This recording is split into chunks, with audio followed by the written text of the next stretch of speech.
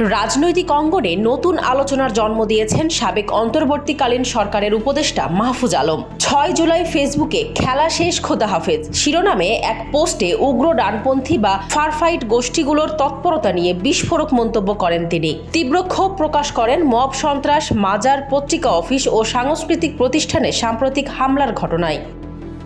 পোস্টে মাহফুজ আলম প্রশ্ন তোলেন, রাইট উইং অ্যাক্টর আর কুশীলবদের ফারফাইট এলিমেন্টস ইউজ করার ভয়ঙ্কর খেলা এখন কোন পর্যায়ে আছে? কাদের আশকারা ও শরিকানাই এই উগ্র উপাদানগুলো জুলাইয়ের গণ অভ্যুত্থানকে একটি ইসলামী ও পুনর্জাগরণবাদী বিপ্লব বানানোর স্বার্থে অনলাইন অফলাইনে নৈরাজ্য চালালো? তিনি অভিযোগ করেন, মব সন্ত্রাস ও বিভিন্ন প্রতিষ্ঠানে হামলায় এদের মার্সেনারি বা ভাড়াটে হিসেবে ব্যবহার করে নির্বাচনী বৈতরণী পার হওয়া শেষ। এখন মূল কুশীলবরা হাত ধুয়ে ফেলবে।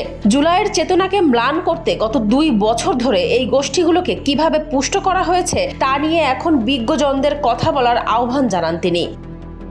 সাবেক এই উপদেষ্টা উল্লেখ করেন, গত বছরের শুরু থেকেই তিনি এই ডিজিটাল মব ও গুন্ডাতন্ত্রের বিরুদ্ধে সোচ্চার ছিলেন, আর এ কারণেই কুশীলবদের চক্রান্ত এবং ফুট সোলজারদের দৌরাত্ম্য সহ্য করতে হয়েছে তাকে। সামনের দিনগুলো সবার জন্যই হিসাব নিকাশ বা রেকর্ডিংয়ের বলেও হুঁশিয়ারি দেন মাহফুজ আলম।